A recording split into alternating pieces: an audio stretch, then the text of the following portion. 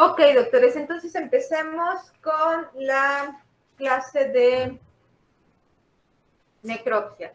Bueno, doctores, la clase empieza con esta imagen, doctores. Esta pintura es una pintura de Rembrandt y el título es la clase de anatomía, doctores. En realidad, en ese tiempo, al igual que ustedes, no creo que ustedes han sido pandemia, ¿verdad? Todo el tiempo.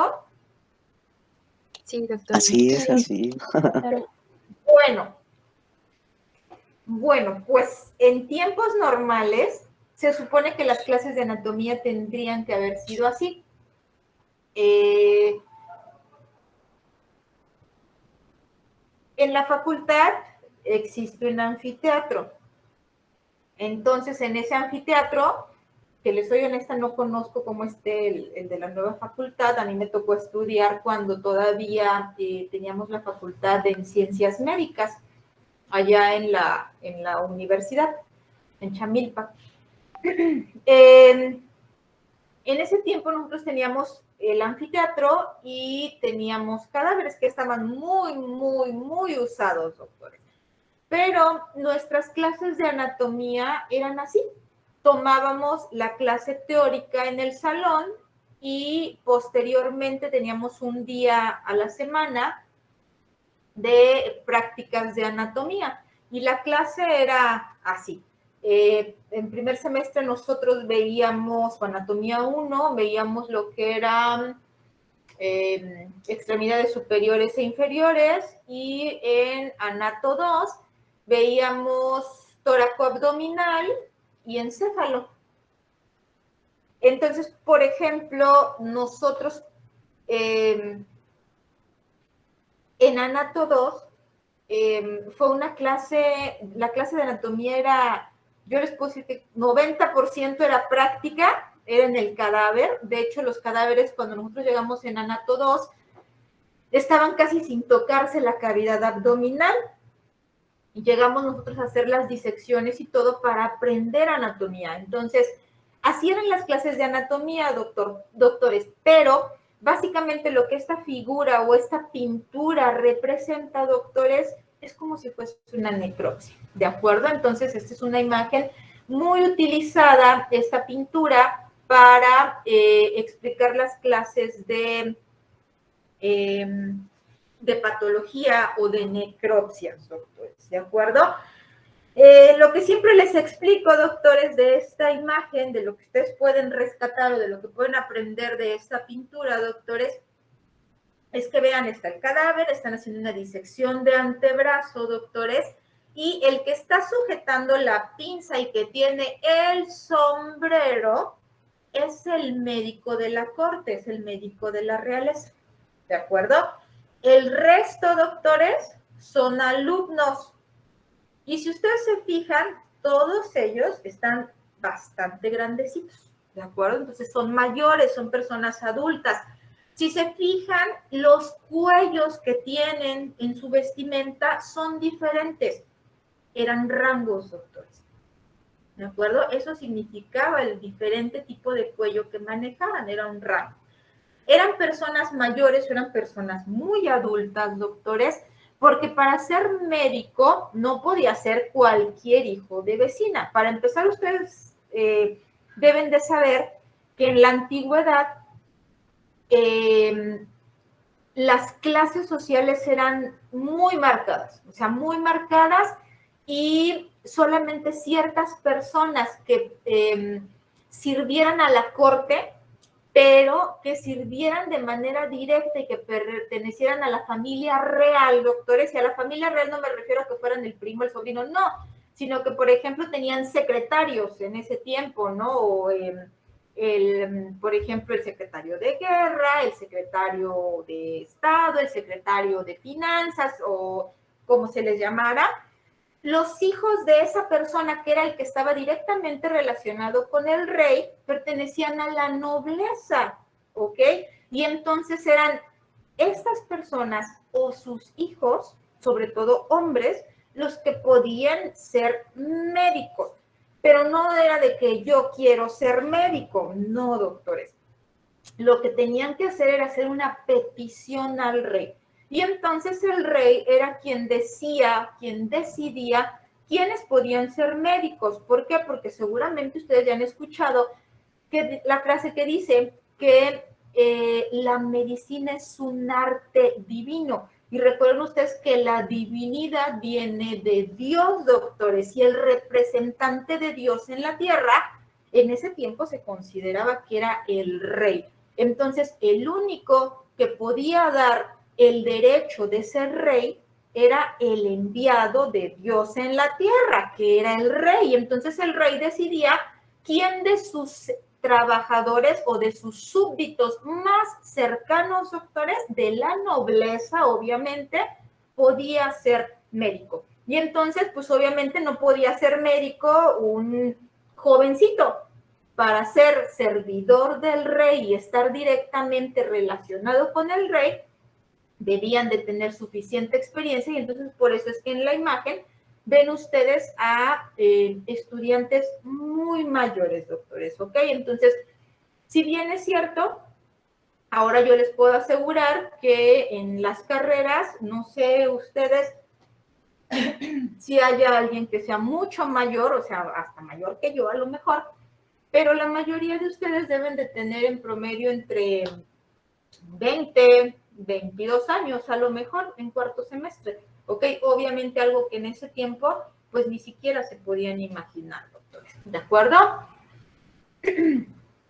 Ok, entonces empezamos definiendo necropsia.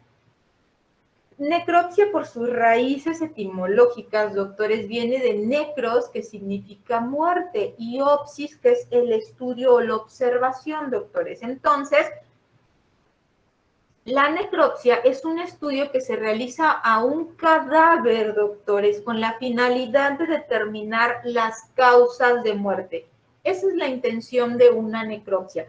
En todos los ámbitos, doctores, y la necropsia que ustedes gusten y manden, la finalidad es determinar la causa de la muerte. Al final de cuentas es lo único que se busca. Seguramente cuando ustedes investigaron algo para el tema de hoy, debieron haber encontrado que les aparecía autopsia, ¿cierto? Sí. Sí. Sí. Sí. Si hacemos caso etimológicamente, doctores, autopsia es un término incorrecto. Sin embargo, legalmente ya se utiliza mucho el término autopsia en lugar de necropsia, ¿ok? Es incorrecto, ¿por qué? Porque etimológicamente auto es a uno mismo, ¿de acuerdo? Entonces no puede ser autopsia, porque el primer requisito para que sea una necropsia es que el paciente debe de estar muerto, doctores. Y entonces, pues todos nuestros pacientes en patología a los que les realizamos necropsia, pues obviamente están bien muertos, doctores. Entonces no podemos hacer una autopsia es a uno mismo. Lo que nosotros hacemos son necropsias. Pero les repito, el término autopsia legalmente está autorizado para que se pueda utilizar. No es lo más correcto etimológicamente, pero legalmente es el término que se utiliza. Ok. ¿Cuántos tipos de necropsia hay? Pudieron haber ustedes encontrado muchos tipos de necropsia, que si la necropsia fetal, que si la necropsia infantil, la necropsia de adulto, la necropsia, ¿qué otras necropsias encontraron? A ver, díganme. ¿Me dicen o pregunto? Autopsia médico forense. La autopsia forense, ok, ¿qué más? Ecográfica. No escuché, ¿quién habló? Yo, Andrés. Necropsia ecográfica. Necropsia ecográfica, ay, esa está... Necropsia para la enseñanza. Ojo, a ver, todos los tipos de necropsia, primero con la de necropsia ecográfica. Ese tipo de necropsia, tal vez sea un término que utilicen de lo que es el COVID hacia acá. ¿Por qué? Porque resulta que las necropsias de COVID, doctores, que se están realizando, se realizan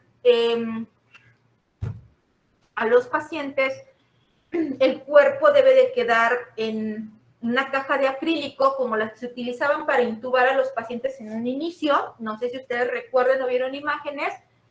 Las necropsias de pacientes COVID se están haciendo así, doctores. Se coloca esa caja de acrílico, debe de ser del tamaño suficientemente grande para cubrir desde la cabeza hasta lo que es la mitad del muslo del cadáver.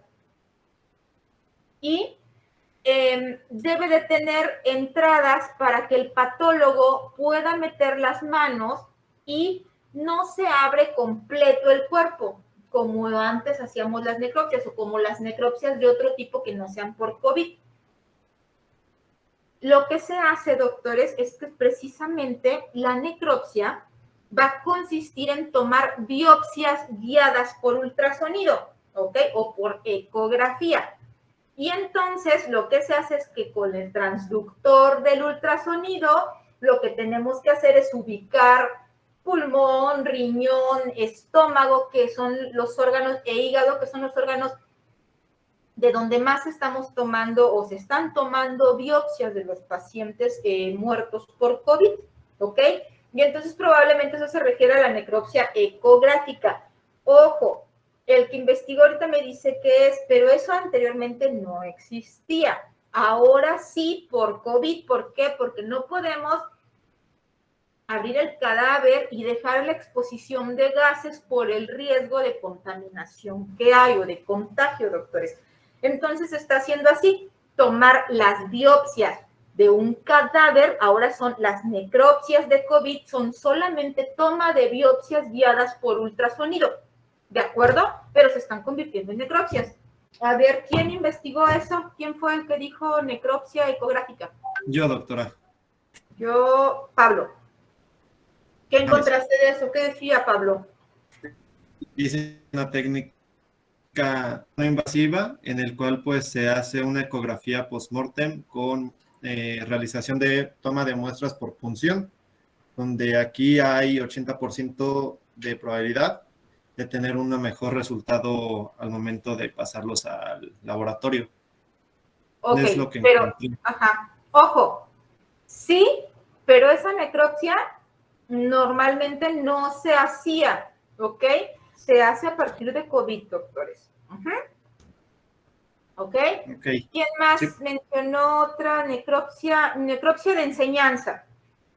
Todas las necropsias, todas las necropsias, mientras se realicen en un hospital escuela, son necropsias de enseñanza, ¿de acuerdo? Independientemente del tipo de necropsia que sea. ¿Estamos? Siempre que sean realizadas en un hospital escuela. ¿Y qué es un hospital escuela, doctores?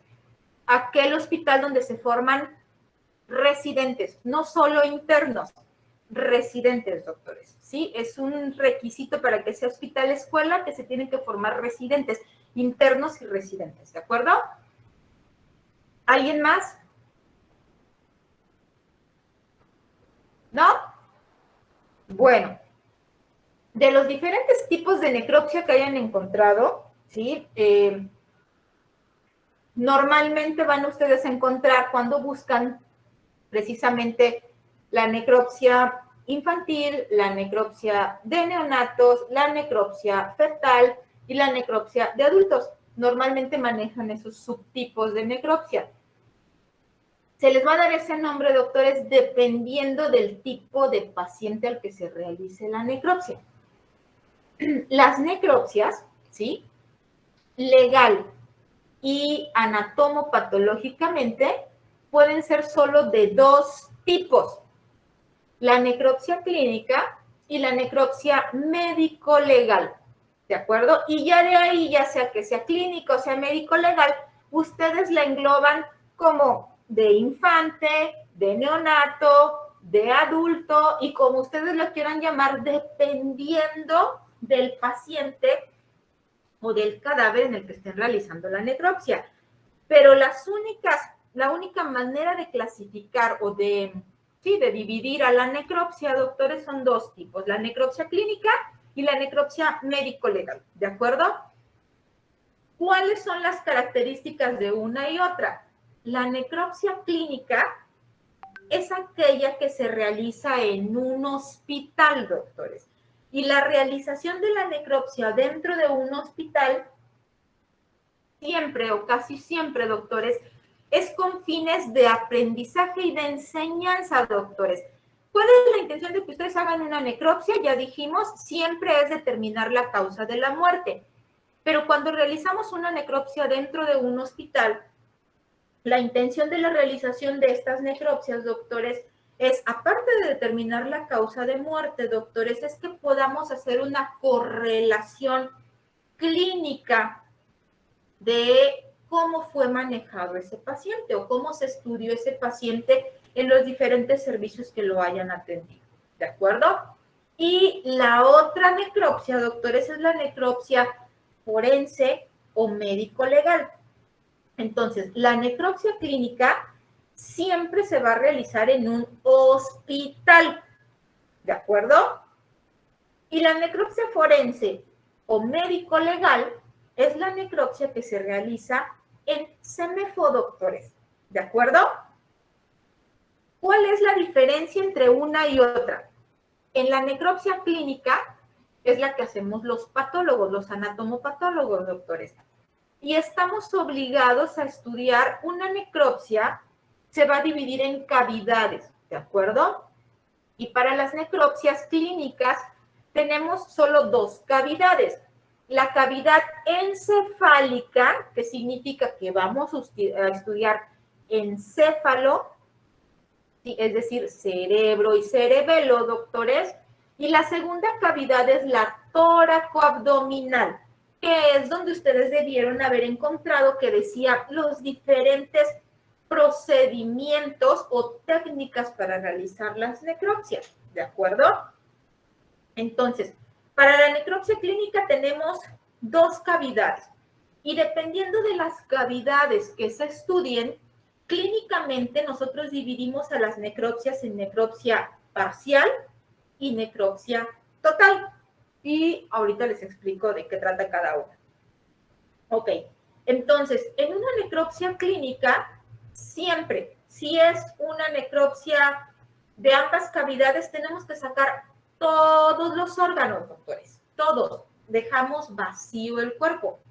Deben haber escuchado ustedes, si es que escuchan un poquito de noticias, que se hizo mucho escándalo recientemente, creo que fue en Nayarit, no recuerdo ni dónde es, de una paciente embarazada que falleció y que dijeron que habían entregado el cuerpo sin órganos. ¿Sí alguien escuchó esa noticia? Sí. Okay. ¿Por qué se entregó sin órganos ese cuerpo? ¿Alguien me puede decir? Porque precisamente se le hizo una necropsia para determinar la causa de muerte. Ok, así es. Entonces, precisamente se entregó sin órganos porque se le hizo una necropsia clínica, doctores. Y siempre que hacemos una necropsia clínica, nosotros vamos a entregarles el cuerpo a los familiares vacío, doctores, porque nos tenemos que quedar los órganos, ¿ok?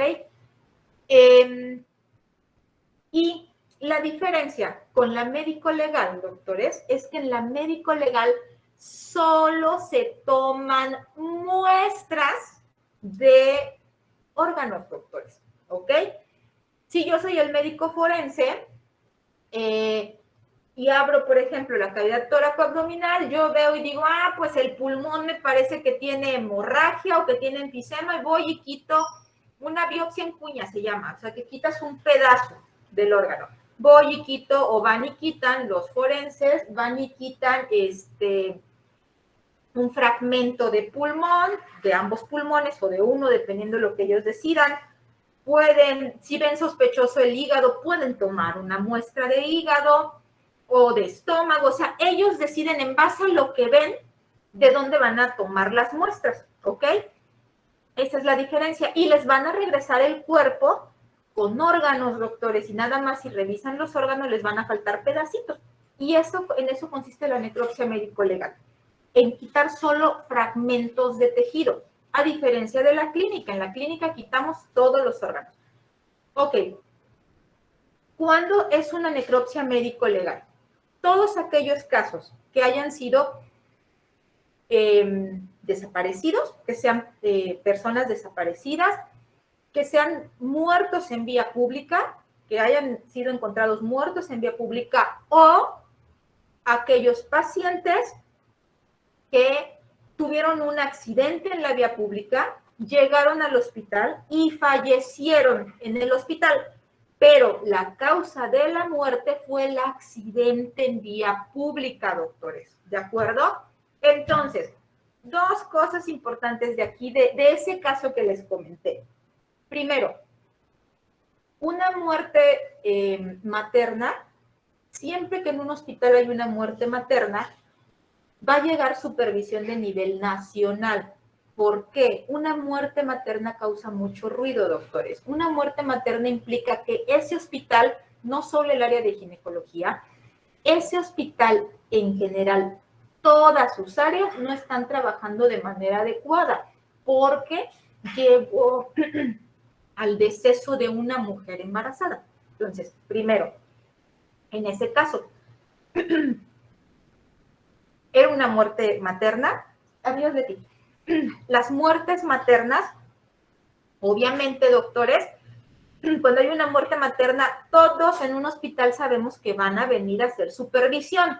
La hayas regado o no, va a llegar la supervisión, porque tienen que ver cuál es la causa por la que se murió esa paciente, que si no estaba el laboratorio, que si no funcionaba el quirófano, por lo que ustedes gusten y manden, pero tienen que llegar a ver qué es lo que pasó. Entonces, primero, fue una muerte materna, van a llegar la supervisión nacional. Segundo, en automático, al volverse una muerte materna, aunque haya muerto en el hospital, doctores, es un caso que no se le mete mano, no se puede hacer necropsia. ¿Por qué? Porque se puede volver un caso médico legal, como sucedió con ese caso. ¿Ok? Entonces, errores en ese caso, muchísimos, doctores. No, yo honestamente no he visto la noticia, no revisé nada, solo escuché así como que en la radio, pero yo les puedo decir, pues muy tontos los que hicieron la necropsia, porque obviamente no tienen ni el menor conocimiento de cuándo sí y cuándo no meterle mano, el patólogo que realizó esa necropsia. Y segundo, las autoridades del hospital que hayan pedido que se hiciera la necropsia u obligado a que se hiciera la necropsia en el hospital, también tienen completo desconocimiento del caso. ¿Ok? Entonces, esa paciente, que fue una muerte materna, aunque murió en un hospital, doctores, si usted me puede decir, pero es que murió en un hospital, ¿se le puede hacer una necropsia clínica? Sí, pero normalmente todas las muertes maternas, doctores, pueden terminar en un caso médico legal y entonces no se hacen necropsias, ¿de acuerdo? Ok, entonces, si el paciente llegó porque fue atropellado, doctores, y llega al hospital y muere en automático, los patólogos debemos de saber que ese paciente o ese cadáver no se le debe de realizar una necropsia dentro del hospital, una necropsia clínica, porque son clientes de CEMEFO, doctores. Entonces, por ese cuerpo va a llegar CEMEFO y se lo va a llevar y ellos le van a hacer la necropsia legal. Si como patólogo yo tomo la mala decisión de hacerle la necropsia dentro del hospital, me pueden imputar cargos, doctores, como tráfico de órganos. ¿Por qué? Porque efectivamente cuando se lo lleven los legistas o los forenses, se van a llevar un cuerpo sin órganos, ¿de acuerdo? Entonces, si me la quieren dejar barata, me van a decir que estoy traficando órganos, aunque sabemos que obviamente pues no se va a poder traficar el órgano porque el paciente ya estaba muerto. Sí, pero resulta que tú hiciste una necropsia a un paciente que era cliente de CEMEFO, doctores, que era un caso médico legal. Entonces, Si se ponen a investigarte o a tratarte de la manera que debería ser, doctores, tú estás infringiendo y violando, o yo como patólogo estoy violando la ley. Ya deben de saber también que cuando dicen es que no sabía, el desconocimiento de la ley no te exime de responsabilidad, doctores. Por eso es importante que como médicos conozcamos muy bien las normas oficiales mexicanas. Y si no las conocemos todas, doctores, por lo menos debemos de conocer la que esté relacionada o las que estén relacionadas con nuestro ámbito de desempeño. ¿De acuerdo, doctores? Entonces eso es bien importante. Ok. De la necropsia clínica. Hablemos porque esto es patología, doctores, y normalmente los patólogos hacemos necropsias clínicas. Las necropsias médico-legales las hacen los médicos forenses, ¿de acuerdo? Entonces, ¿cuáles son las finalidades de la necropsia clínica? Primero dijimos que eran realizadas en un hospital. La finalidad, primero, al igual que de la médico-legal, porque dijimos que de todas las necropsias, la principal finalidad era determinar o corroborar la naturaleza de la enfermedad, es decir, ¿por qué murió el paciente? O sea, ¿cuál fue la causa de muerte? ¿Fue por una enfermedad? ¿Y qué fue lo que originó esa enfermedad? Eso es lo primero que vamos a saber. Debemos de investigar la causa principal de la muerte, así como las causas concomitantes o acompañantes.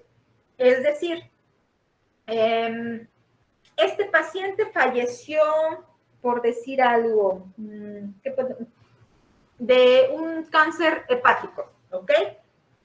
Entonces, la causa de muerte fue un cáncer hepático, un carcinoma hepático, o si ya tenía nombre, carcinoma hepatocelular, o el cual sea de las neoplasias de hígado malignas, ¿no?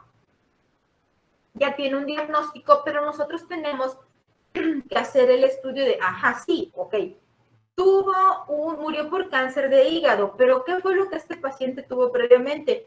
¿Tuvo una hepatitis? ¿Ok?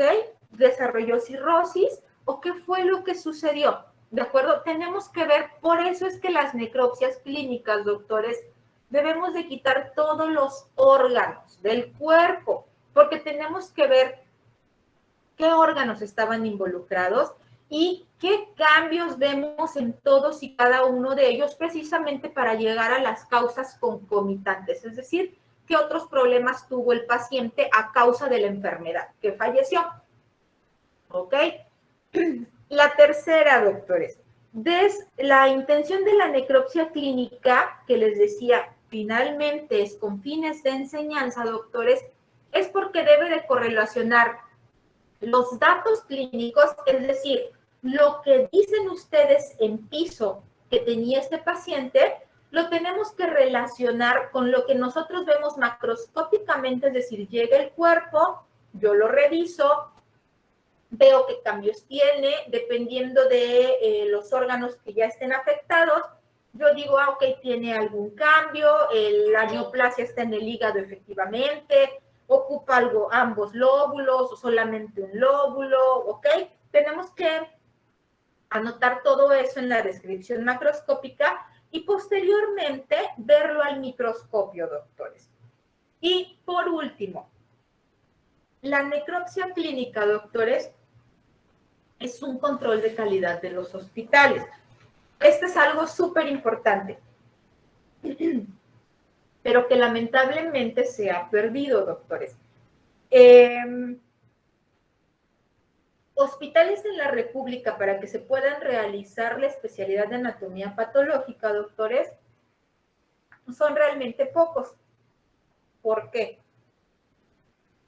Porque resulta que uno de los requisitos para que puedan ser sede de la especialidad de anatomía patológica es que se realicen necropsias, doctores. Y como mínimo se pide que se realicen 1000 necropsias al año, ¿ok? En un hospital para que pueda determinarse o pueda nombrarse sede de anatomía patológica. Porque en la especialidad de patología se supone que el primer año de la residencia el residente debe de estar dedicado única y exclusivamente a la realización de necropsias, ¿ok? Entonces, se ha perdido esta parte en muchos hospitales, en esa parte de decir de control de calidad. Anteriormente, doctores, en los hospitales había algo que se llamaba sesión anatomoclínica y las presentaban como casos cerrados, así le llamaban, casos cerrados.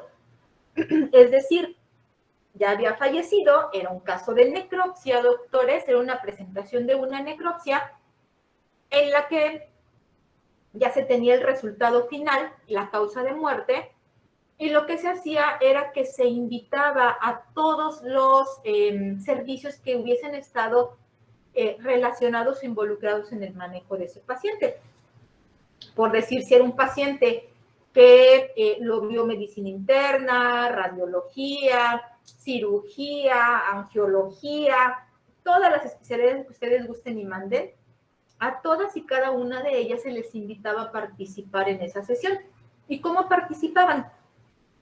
Por ejemplo, medicina interna, si era el servicio principal que había estado a cargo de ese paciente, por ejemplo, tenía que pasar, darlos toda la historia clínica del paciente, explicar qué se le había hecho, qué datos habían tenido, qué cambios de laboratorio habían encontrado, y dar sus posibilidades diagnósticas que ellos manejaron en ese paciente.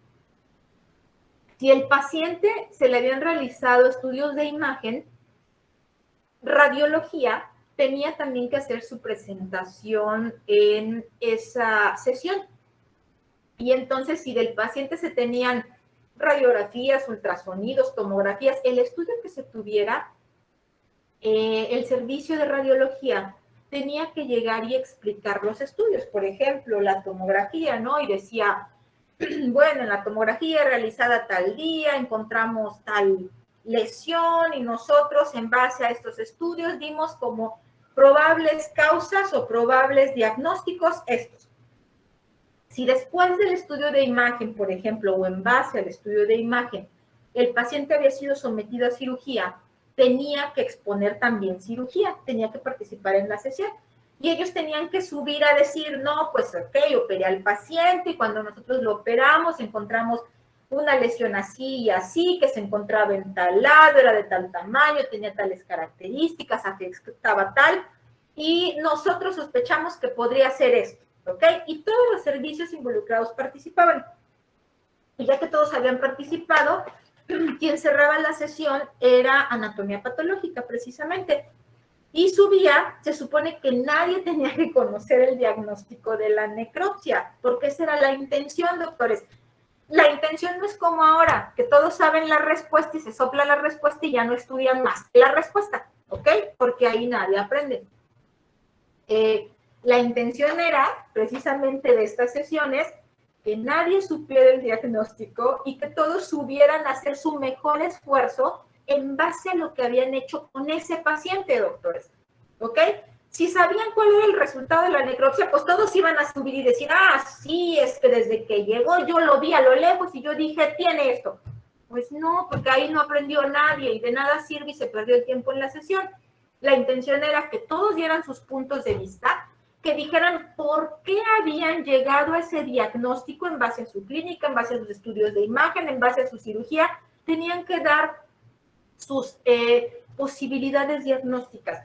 Y dentro de esas posibilidades diagnósticas, doctores, para poder llegar a sus diagnósticos, obviamente ya habían explicado por qué sí o por qué no podía ser tal diagnóstico, doctores. Y entonces habían estudiado ya muchísimos temas para llegar a ese diagnóstico. Entonces, al final, terminaba anatomía patológica dando el resultado final o el diagnóstico, la causa de muerte. Y entonces, doctores, cuando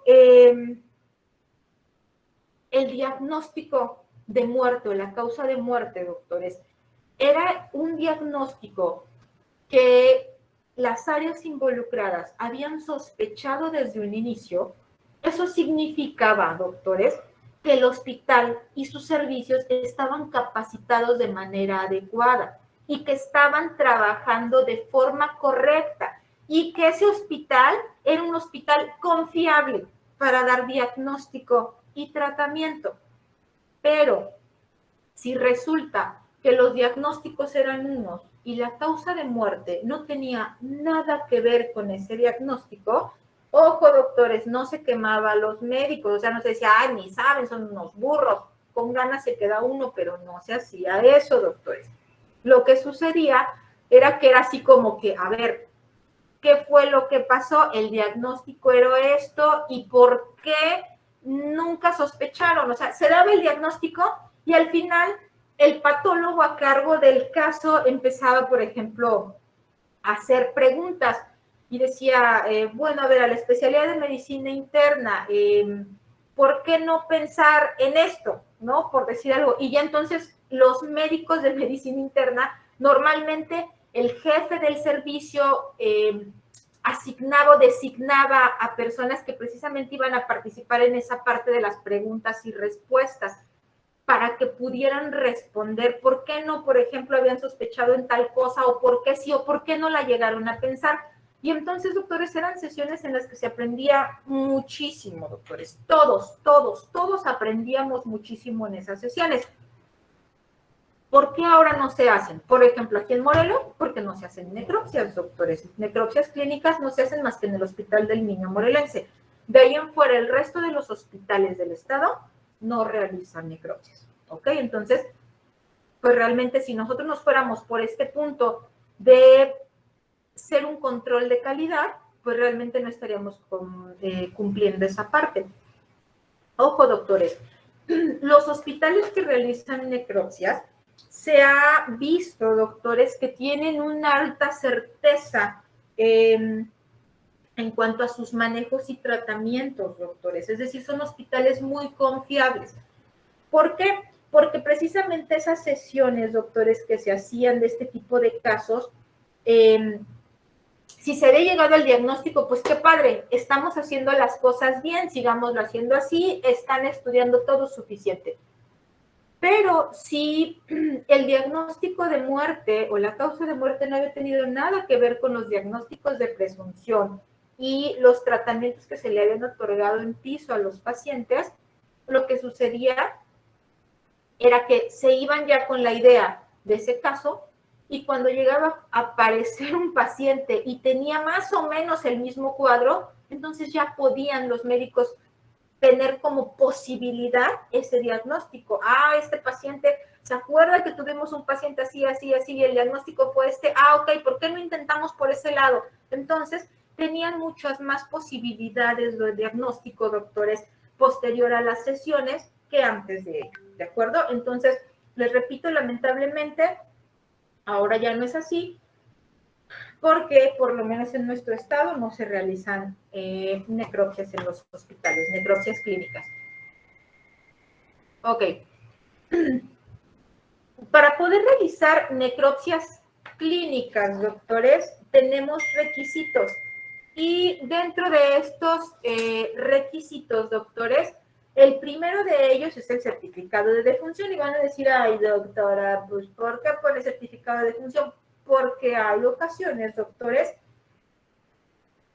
que si el paciente baja de piso o si el cadáver baja del piso sin el certificado de defunción, resulta que cuando se les va a entregar a los familiares aún no hay certificado de defunción, porque en piso no lo mandaron y porque ya cuando está en patología se vuelve de nadie ese paciente.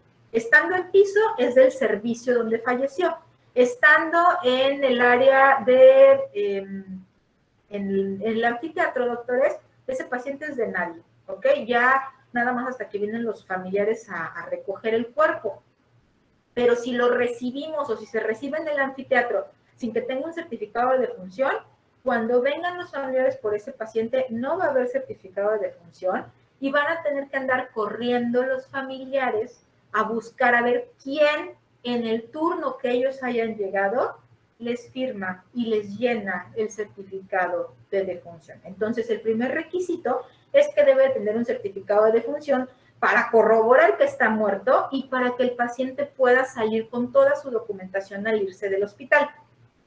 Segundo, doctores, debe de tener un resumen clínico. El resumen clínico, doctores, es precisamente para que nosotros como patólogos, doctores, sepamos qué fue lo que pasó con ese paciente desde que ingresó hasta que falleció, ¿de acuerdo? Y el resumen clínico es eso, tiene que tener un resumen de toda su estancia en el hospital o de toda, lo más resumido si es un paciente, porque hay pacientes que tienen expedientes que son tomos, doctores. Entonces, puede ser un resumen donde ustedes nos expliquen de manera clara y precisa desde cuándo tiene el padecimiento el paciente y donde especifiquen el último internamiento, ¿ok? En ese momento que falleció. Después, debe de estar la solicitud de necropsia, doctores. No se puede realizar en un hospital ninguna necropsia si no tienen la solicitud de necropsia. La solicitud de necropsia la debe de llenar el médico que está a cargo del servicio. Normalmente la solicitud de necropsia la debe de firmar el jefe de servicio o bien el médico de base o el médico adscrito encargado de ese paciente, doctores. Se debe de estar firmado por el médico a cargo y es el que va a hacer la solicitud de la necropsia. Y por último, doctores, pero es el documento más importante, es la autorización de necropsia. La autorización de necropsia, doctores, quien la va a firmar va a ser el familiar directo o en primer grado del fallecido, doctores, ¿ok? Y dos testigos. El único importante en esa hoja, en la autorización de necropsia, es el familiar directo. De ahí en fuera, doctores, los testigos pueden ser quien ustedes gusten y manden, el paciente de la cama de al lado, la enfermera, la intendencia, el guardia, quien ustedes gusten, eso no nos importa, pero sí importa que la autorización de necropsia esté firmada por el familiar directo, doctores, y el familiar en primer grado. Ok, y la pregunta siempre es, doctores, si es un hombre o mujer y están casados legalmente significa civil, por la vía civil, la vía religiosa no cuenta, doctores, ¿de acuerdo? Ok, era una pareja y no sé, fallece él o ella, cualquiera de los dos, y están casados, ¿sí? ¿Quién tiene que firmar el certificado o la autorización de necropsia, doctores? El cónyuge. La esposa, ¿no? O el esposo. La esposa, sí, el cónyuge, ¿ok? Muy bien, el esposo o la esposa, dependiendo de quién se haya muerto. Muy bien, ese. Y si no están casados, nada más están juntados o están casados por la iglesia. El familiar en primer grado. ¿Quién es el familiar en primer grado? Madre o padre. En caso de hermanos, creo que pueden ser mayores de edad. Ok, a ver, primero, madre o padre. ¿Están divorciados los padres? ¿Quién firma? La madre. La madre. Y si era menor de edad y ya está casado, porque ahora se casan bien chiquitos, y la guarda y custodia la tiene el papá. El papá, ¿no? El papá, ok. Y si ya es mayor de edad, los papás están separados y obviamente ya es mayor de edad, ¿quién firma y no está casado legalmente?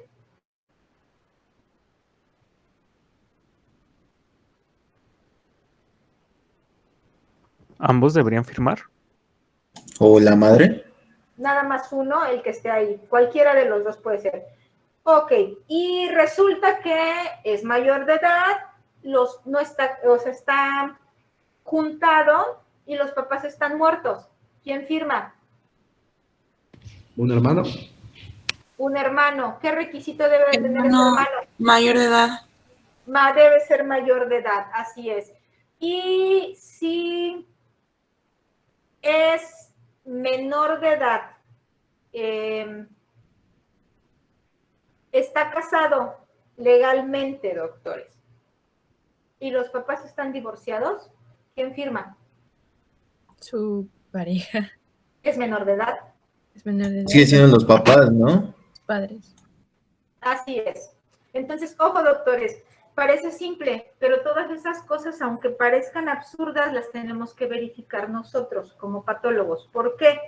Porque, por ejemplo, nuevamente, regresándonos a ese caso de la muerte materna, seguramente no había ni siquiera firmado una autorización de necropsia. ¿Ok? ¿Por qué? Porque el problema, precisamente, después lo hicieron los familiares. Si los familiares hubiesen firmado una autorización de necropsia, no hubieran hecho problemas legales. ¿Entendido? Entonces, es bien importante, doctores, cumplir siempre los requisitos, los aspectos legales. Deben de tener ustedes muy en claro que actualmente, doctores, la medicina se ha vuelto un negocio para la gente fuera de los hospitales, ¿ok? Ya no tanto para los médicos, sino para los abogados, ¿ok? Entonces, puede venir un abogado a demandarnos sin tener una cédula, ¿ok? Pero nosotros como médicos no podemos ejercer si no tenemos una cédula.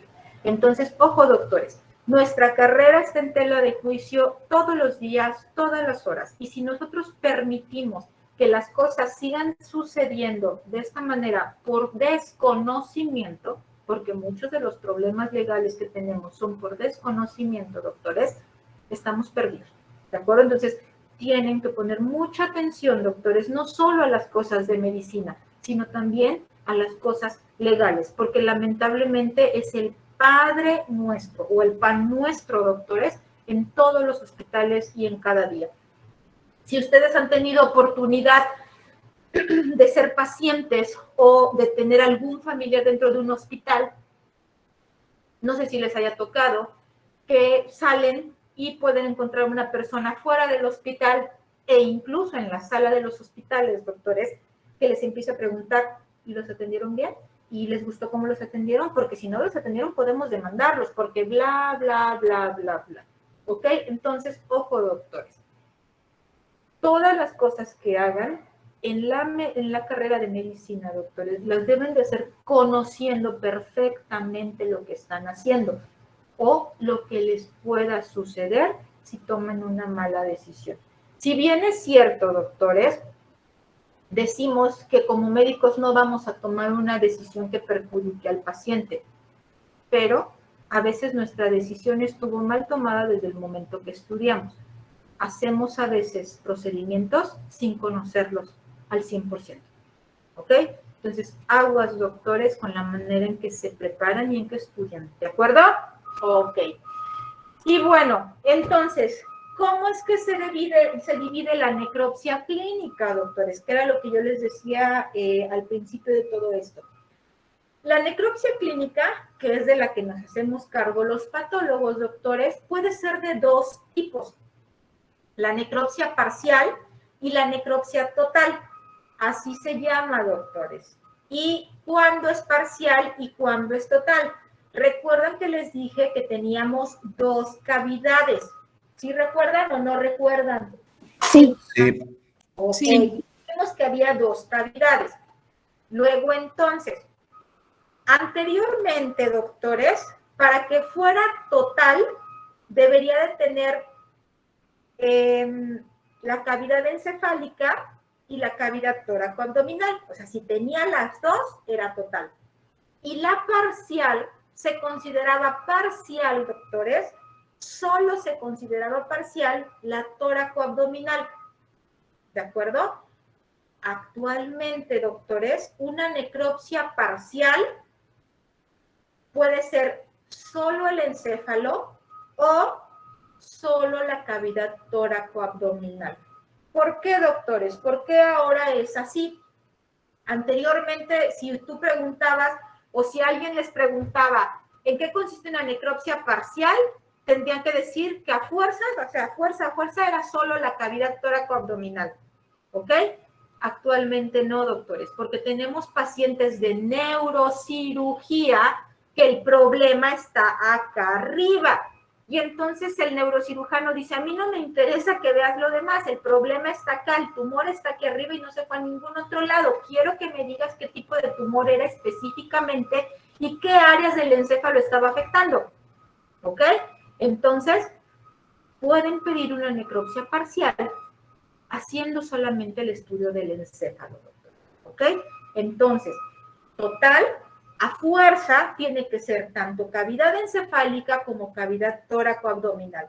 Y la necropsia clínica de tipo parcial puede tener cualquiera de esas dos cavidades. ¿Estamos? Sí, doctora.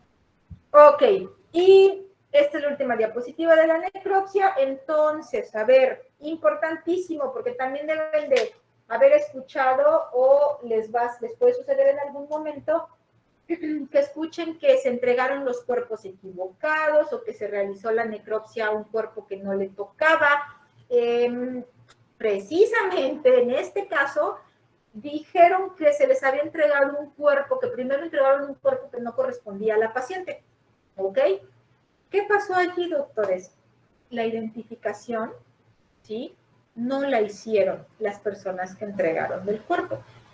Esta imagen, doctores, es de un anfiteatro en Estados Unidos o en un país de primer mundo. En los países de primer mundo los refrigeradores son así. Ustedes ven al fondo algo que parece una puerta, ¿ok? El refrigerador en los países de primer mundo funciona como si fuera el horno de la estufa o un horno o el lavavajillas, que ustedes lo abren y se viene la base, ¿sí? O la cama se viene hacia nosotros. Y entonces por eso la identificación en estos cuerpos está colocados en uno de los pies, doctores. Habitualmente se debe de colocar en el pie derecho. ¿Por qué? Porque entonces si nosotros abrimos el refrigerador, podemos ver fácilmente la identificación y ver de quién o a quién corresponde ese cadáver y entonces entregar el cuerpo correcto. Pero en México, doctores, los refrigeradores, si hay refrigeradores y funcionan, si es que hay refrigeradores y funcionan, doctores, son como los hornos de pan industriales, como los que llegan a ver ustedes, por ejemplo, en La Esperanza, o en El Globo, o en Soriana, o en Walmart, o en Sam's, en Costco, que ustedes van y compran su pan y ven que tienen sus hornos así grandotes y que son largos como si fuera este librero, y que abre la tapa, pero la charola, en lugar, por ejemplo, o sea, si esta fuera la charola de pan o la charola del muerto, por así decirlo, ¿ok? En Estados Unidos entraría, vean, esto es lo largo y esto es lo ancho. En Estados Unidos el cuerpo entraría así, a lo largo, doctores. Y entonces cuando sale lo que nosotros vemos son los pies. Pero en México nuestros refrigeradores son a lo ancho. Y entonces cuando abrimos, sale el cuerpo así, de lado. Y las identificaciones en México las colocan en el tórax, en el pecho, doctores. Ponen telas adhesivas con el nombre del paciente. Los refrigeradores en México, doctores, son de 2 pisos, así como el librero, ¿ok? Entonces son altos y, por ejemplo, pueden poner un refrigerador y sobre ese refrigerador poner otro. Y entonces en lugar de ser de 2 cabinas, ya se convirtió en uno de 4 cabinas. Y si alguien chaparra como yo quiere alcanzar la cabina 4, pues no la voy a alcanzar, doctores. Y entonces no voy a lograr identificar el cuerpo de manera correcta. Me va a costar mucho trabajo, ¿ok? Aún así, no es pretexto, doctores. Estamos obligados que cuando vamos a realizar una necropsia, primero, doctores, primero tenemos que revisar nuestro expediente clínico, que esté completo, doctores. Y una vez que revisamos que el expediente clínico está completo, tenemos que ir con el expediente y verificar la identificación del cuerpo. Ver que la etiqueta que tiene en el pecho el paciente corresponde al nombre del expediente que nosotros tenemos. ¿De acuerdo? Si ya cumplimos con hacer esa verificación, entonces sí, doctores, podemos proceder a realizar la necropsia. Si nosotros no identificamos personalmente el cuerpo, le dejamos que lo haga el técnico eviscerador, que es el que nos ayuda a abrir el cuerpo, y nosotros no nos cercioramos que el cuerpo corresponda, la responsabilidad es del patólogo a cargo de la necropsia, doctores, no del técnico. Los técnicos no tienen alguna responsabilidad. El que tiene la responsabilidad directa de la necropsia es el patólogo. Entonces, siempre al empezar cualquier procedimiento, doctores, tanto nosotros como patólogos, como ustedes como clínicos o quirúrgicos, se deben de cerciorar que el paciente al que van a realizar un procedimiento corresponda al que tienen ustedes programado. ¿Parece algo muy tonto? Sí, doctores, pero se ha establecido que deben de establecer la comunicación directa y asegurarse de que se han entendido los procesos y los procedimientos, porque ha sucedido equivocaciones, doctores. ¿De acuerdo? Entonces, es importante que verifiquen todo eso. ¿Dudas o preguntas, doctores?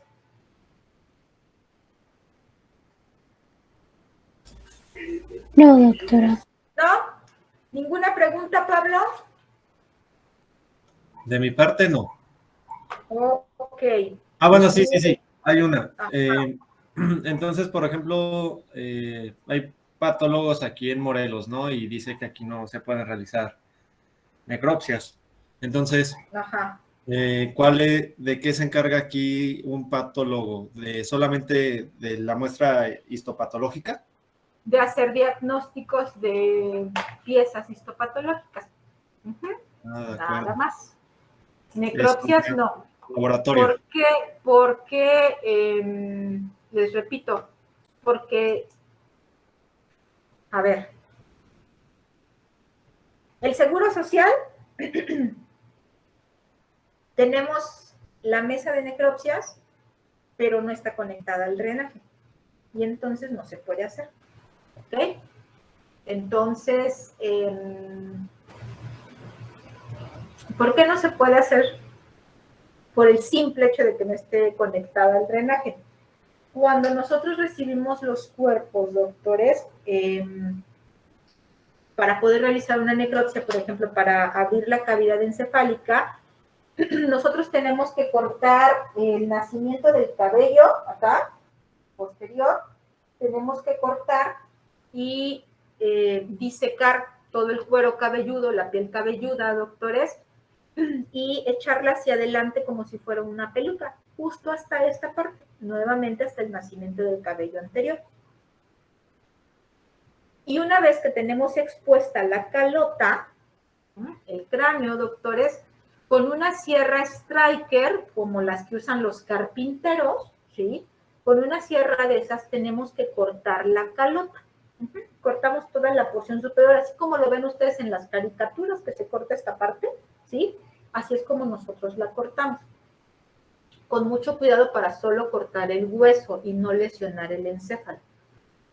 Entonces, aunque no parezca, al hacer la disección de la piel cabelluda sangra muchísimo, doctores. Está muy vascularizado para que podamos tener cabello. Sangra mucho. Entonces, imagínense, ya la mesa encharcada. Y la sangre, obviamente, al salir y entrar en contacto con el aire, doctores, se coagula. Entonces, si nosotros no estamos poniendo agua de manera constante, continua y constante, doctores, las tuberías se tapan, se forman los coágulos y se tapa la tubería. Alguna vez algún alumno me dijo, es que pueden poner botes. Ah, bueno, entonces tú vas a ir y vas a sacar el bote. Imagínense qué rápido se llena un bote al estar lavando el cuerpo, porque eso solamente es en el encéfalo.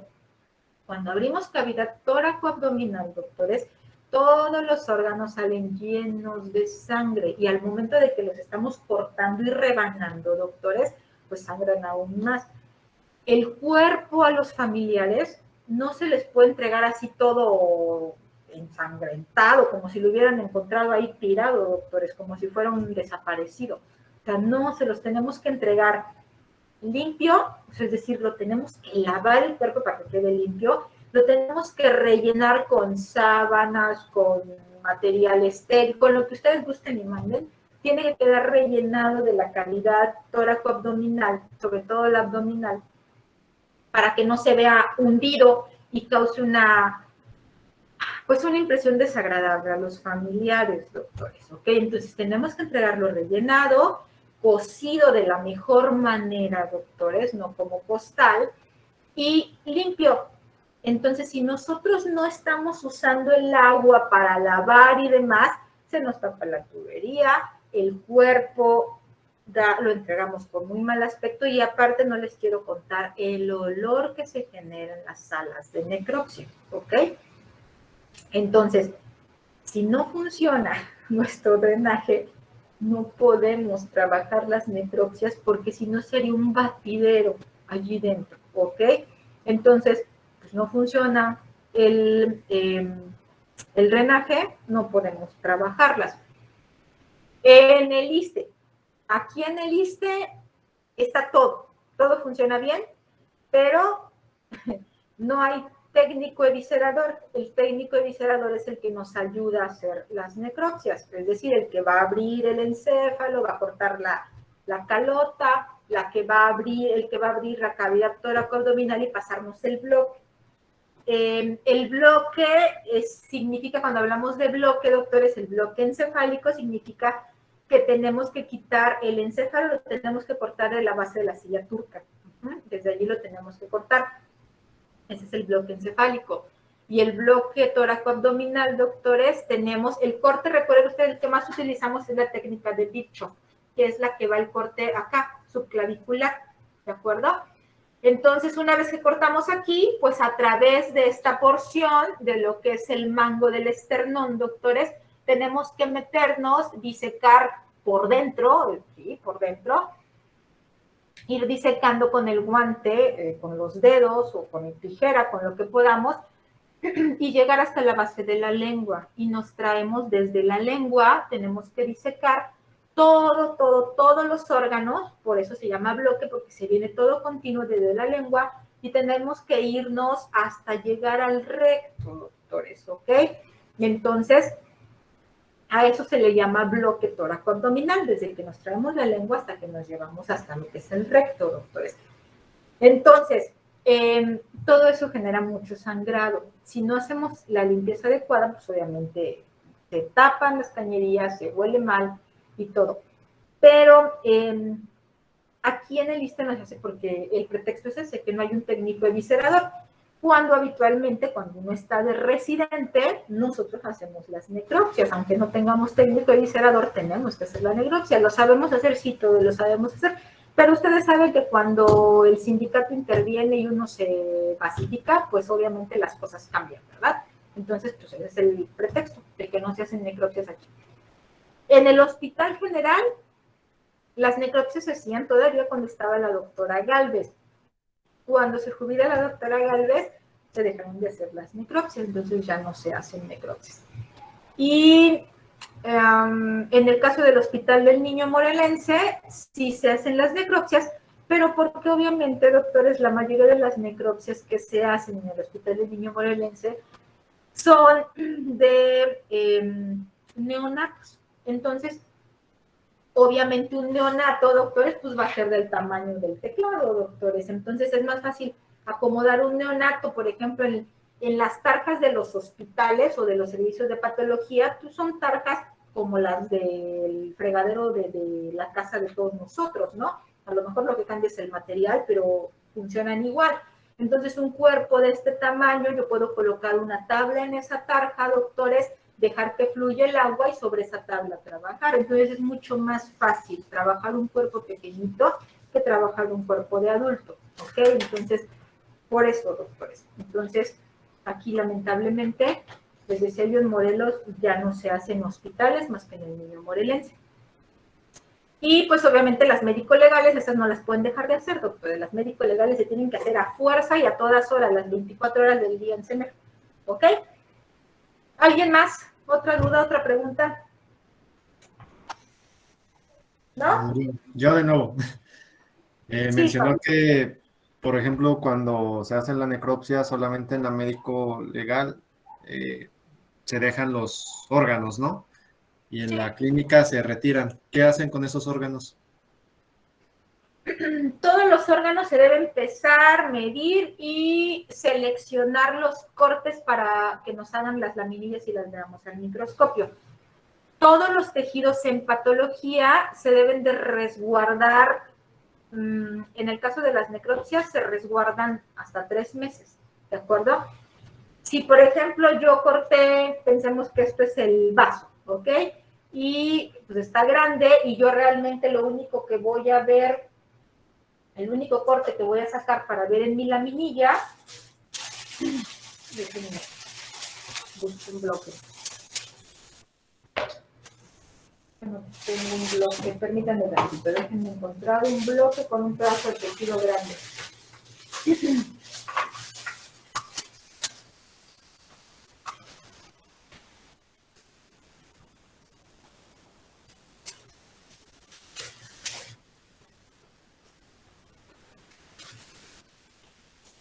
Ok, pensemos que este es el vaso, completo este es el vaso, ¿de acuerdo? Entonces, de este vaso, yo tengo que sacar un corte para ver al microscopio. Y lo único que voy a terminar tomando de este vaso va a ser un pedazo como esto, ¿de acuerdo? Que estos son los bloques, doctores, que utilizamos, ¿de acuerdo? Entonces, voy a obtener solo este pedazo para que el técnico me termine entregando una laminilla como esta y yo la pueda ver al microscopio. De esto me sobró muchísimo, no lo puedo tirar, lo tengo que resguardar por lo menos 3 meses, doctores, y una vez pasado ese tiempo, se desecha como RPDI. ¿De acuerdo? De acuerdo, doctora. Gracias. ¿Sí? ¿Alguien más? ¿No? ¿Ya no hay preguntas? Ok, doctores, entonces vamos a empezar con biopsia. Como no hay examen, les voy a ir preguntando, doctores. Ok, entonces, el tema que les dije que tenían que estudiar era biopsia, doctores. Realmente se supone que el tema como tal son los diferentes estudios que se hacen en patología. La necropsia es un tipo de estudio que se hace en patología, doctores, en ciertas condiciones y cumpliendo ciertos requisitos. Pero les decía yo, existen pocos lugares donde realmente se puedan realizar necropsias o donde se realicen necropsias, pero lo que sí hacemos en todos los servicios de patología son diferentes tipos de estudio. De lo que hacemos el estudio histopatológico, del material quirúrgico o de las piezas que se llegaran a quitar en piso o en los quirófanos de cada uno de los hospitales y de los diferentes servicios, doctores. Entonces, permítanme, les comparto pantalla.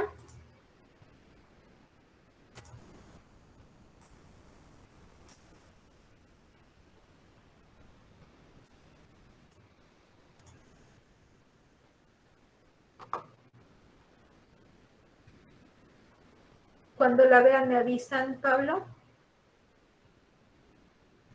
Ya se ve, doctora. Ok. Bueno, entonces, en esta presentación empezamos con la definición de patología, doctores. Ok, entonces, si nosotros definimos patología como tal, etimológicamente, doctores, patología no significa más que el estudio de la enfermedad, ¿ok? Patos, enfermedad, y logos, estudio, doctores. Pero si realmente lo analizamos así, pues todas las especialidades estudian enfermedades, doctores se encargan del estudio de las enfermedades. Entonces, realmente decir eso, es el estudio de las enfermedades, pues no significa nada, o no se refiere específicamente a patología. Luego, entonces, doctores, la definición que más se utiliza en patología es la que viene en su libro Robbins, ¿ok? Del Robbins. Y en el Robbins les dice precisamente, es la definición de Lewis, y dice que es una disciplina que conecta la práctica clínica y la ciencia básica. Ojo, doctores, por eso la materia de patología se encuentra en el cuarto semestre y no está antes, no está en primer semestre, ni tampoco está en octavo, ni está en ningún otro.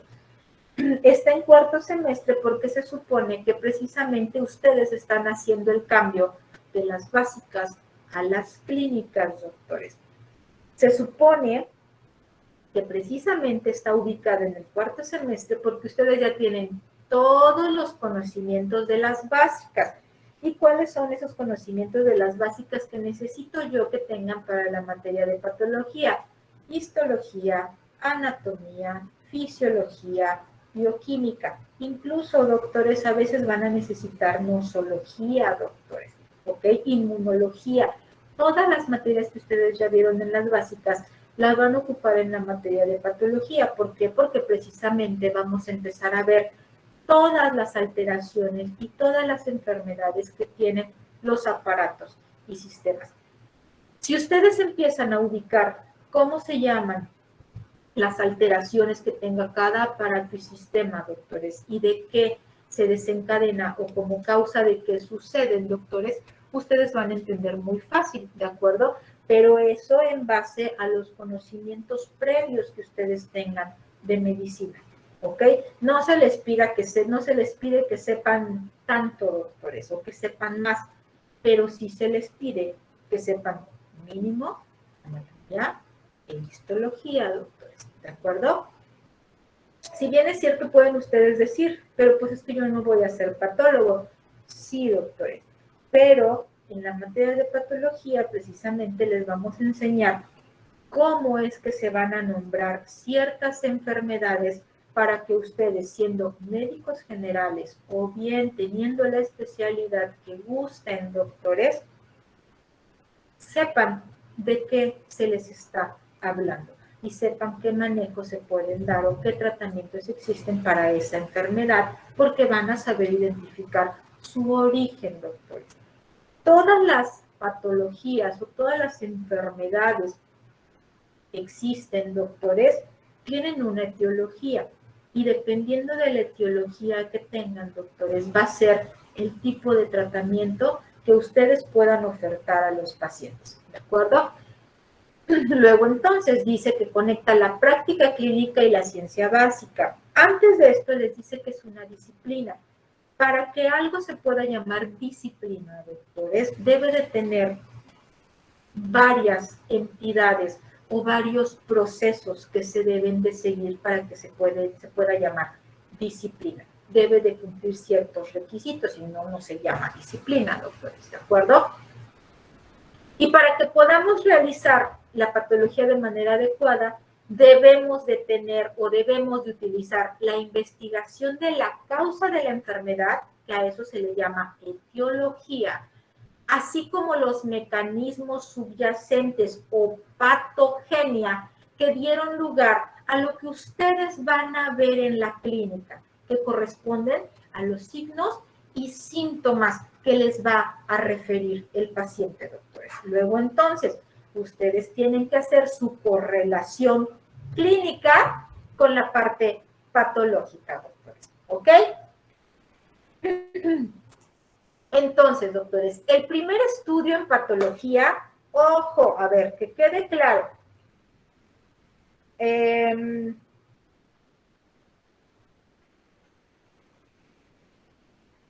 Las biopsias, doctores, en patología son básicamente de dos tipos. Una biopsia incisional y la biopsia excisional. Un transoperatorio, doctores, puede ser de este tipo de biopsias, de cualquiera de las dos. ¿Cuál es el requisito para que se llame transoperatorio? Joshua. Oscar Joshua Escobar Reyes. Joshua la una.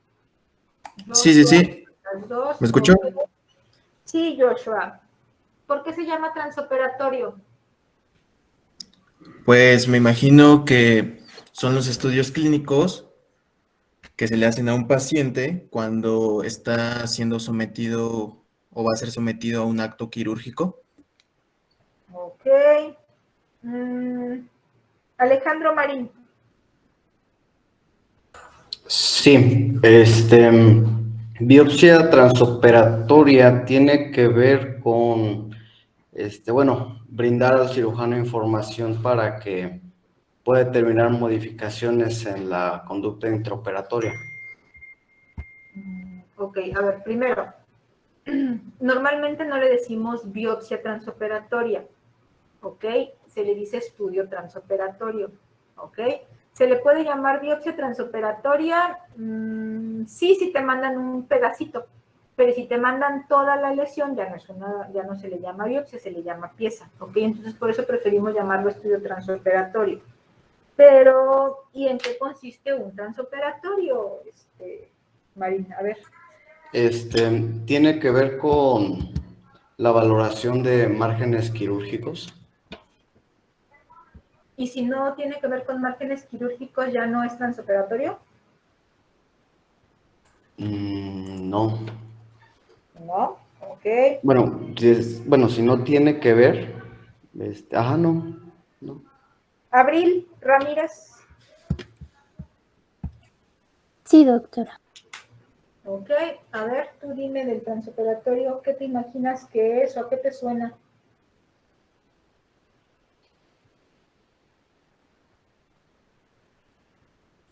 A mí me suena que es durante la operación. Bueno, durante una operación que se va a sacar bueno, más bien aquí el corte o el tejido para realizar pues su estudio. Ok. Daniela Yáñez. Sí, doctora. ¿Me escucha? Sí. A ver, Daniela, ¿a ti tú qué crees que es un transoperatorio? Yo siento que es cuando, por ejemplo, hacen el cambio de que el trasplante de un hígado, Ajá. por ejemplo, no sé, así me suena como transoperatorio. Ok, pero si estamos en patología, ¿cómo a qué? ¿Cómo que a qué sonará? ¿O a qué se referirá?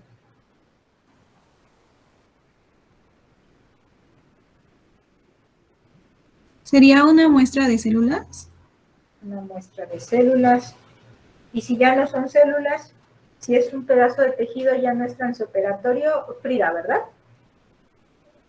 Sí. Entonces, si ya no son células y si estoy viendo un pedazo de tejido, ojo, cuando hablamos de células, hablamos de que es una citología, es decir, que solamente me están mandando líquidos o algo así, ¿ok? Y tejido es que mandan como tal el fragmento, ¿ok? No líquido. Pues va a depender, ¿no? O sea... ¿De qué depende, Rodolfo? Sí, perdone que la interrumpiera.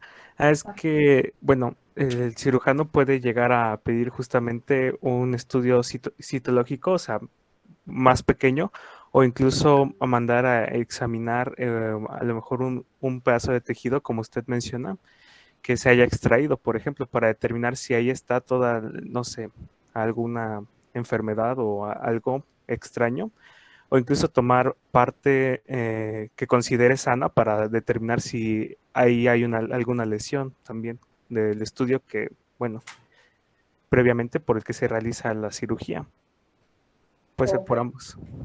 Ok, a ver, entonces, a ver, ¿qué es un transoperatorio? Ahí dice, ¿no? Dice que es el procedimiento solicitado durante alguna intervención quirúrgica que se realiza con estudio citológico y improntas. Ok, entonces, la primera parte, es un procedimiento que se solicita durante alguna intervención quirúrgica. ¿Qué significa esto, doctores?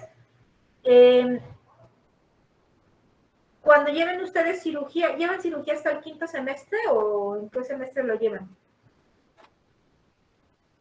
Creo que sí llevamos, pero es introducción a la cirugía apenas, en 5º. Ok. Bueno, cuando ustedes cuando lleven esa materia, les van a enseñar las diferentes fases de un proceso quirúrgico. Y entonces preoperatorio, intraoperatorio y postoperatorio, ¿ok? Preoperatorio antes de la cirugía, intraoperatorio cuando el paciente está dentro del quirófano y postoperatorio es ya después de que lo operaron, ¿de acuerdo? Transoperatorio, doctores, es el estudio que se realiza, ¿sí?, durante el intraoperatorio para enviar al servicio de patología, ¿de acuerdo? Entonces, ojo, para que sea transoperatorio, primer requisito, el paciente debe de estar en un quirófano, ¿ok? Es el primer requisito porque dice que debe de estar durante alguna intervención quirúrgica, ¿ok? Y dice que ese transoperatorio se realiza con estudio citológico. Citológico significa que solamente vemos células y allí dice improntas. ¿Qué es una impronta, doctores? Es cuando... bueno, creo que va a hablar mi compañero, perdón. Oh, no, adelante, por favor. Mejor pregunto yo, porque si no se me pelean en quién responde. Eduardo Flores. Sí, doctor, aquí estoy. Ok. ¿Qué es una impronta? ¿Impronta? ¿Podría ser como un tipo de rasgo?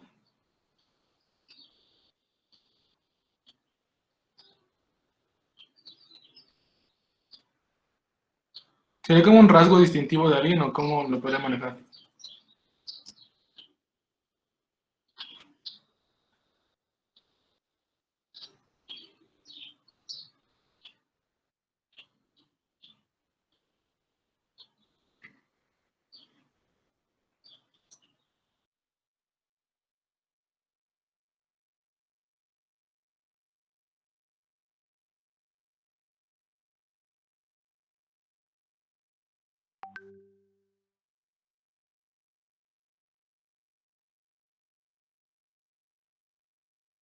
Se salió la doctora, bro. Ah, vale. Ya me dijo que perdió su conexión. Déjenme y ahorita me comunico.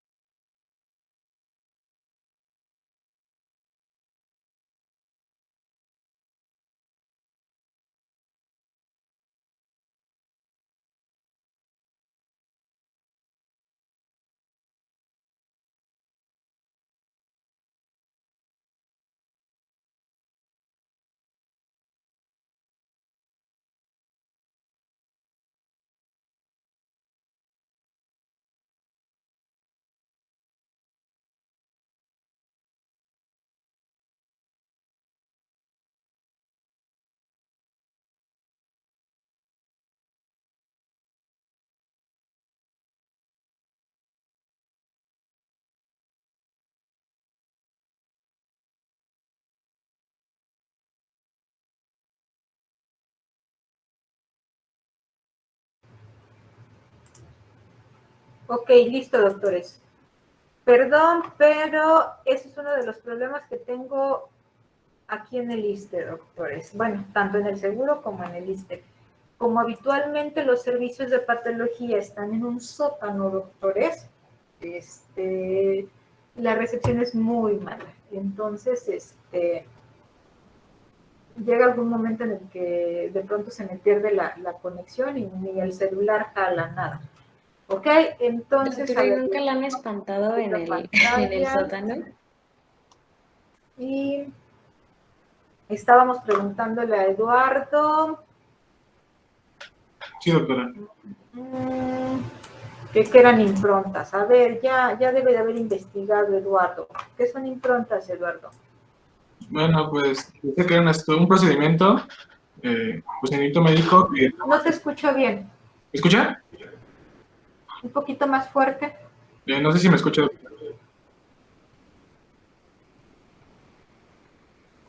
Sí te escuchas bien, pero creo que ya no te escucho. Yo te escucho, es que necesito que hables un poquito más fuerte. ¿Sí me escucha, doctora? Sí, a ver. Bueno, pues la impronta o citología por impronta es un procedimiento médico que va a tomar células de un tejido para, bueno, por medio de un portaobjetos para investigación, podría ser. Este va a ser directamente de un órgano o sobre la misma pieza quirúrgica. Ok, bueno. Una impronta, doctores, lo que hacemos es solamente obtener células, ¿de acuerdo? Primer requisito de un transoperatorio, doctores, el tejido debe de estar en fresco. ¿Qué significa esto? ¿Por qué les digo que el tejido debe de estar en fresco? Todos los tejidos que bajan a patología o que envían a patología deben estar en formol al 10%, ¿ok? Ese es como sirve el tejido para que nosotros lo podamos procesar, en formol al 10%. La excepción es el estudio transoperatorio, doctores. El estudio transoperatorio debe de estar en fresco, es decir, así como ustedes quitaron el órgano o en algo más chiquito, porque se supone que en un trans nos mandan fragmentos pequeños, así como ustedes lo quitaron ahorita del paciente, lo único que hacen es ponerlo en una gasa o en el paquete, en la envoltura del guante, en la carterita que traen los guantes, o si ustedes quieren en un riñón, en lo que ustedes gusten, doctores, pero va así como lo quitaron, así lo mandan. ¿Por qué? Porque precisamente la intención es que al llegar a patología se puedan hacer improntas. Las improntas significa que nosotros vamos a descamar u obtener células de este fragmento de tejido, ¿de acuerdo? Entonces, una impronta puede ser por aposición, significa que solo lo que voy a hacer es colocar un portaobjetos, que es este cristalito, ¿sí? Que solo voy a colocar un portaobjetos así, ¡pac! O sea, a pegarlo, y las células que desprenda, esas son las que voy a teñir y ver al microscopio. O la otra es que pueda hacer un raspado, y el raspado se puede hacer igual con un portaobjetos, y lo que hago es, así como dice su nombre, raspar, doctores, ¿ok?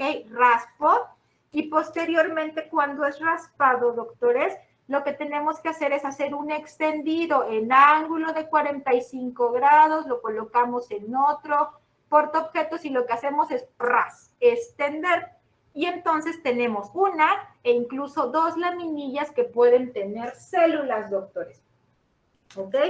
Y a eso se le llaman improntas, ¿sí? Solo estamos obteniendo células. Pero como mandaron tejido, doctores, también podemos hacer cortes por congelación.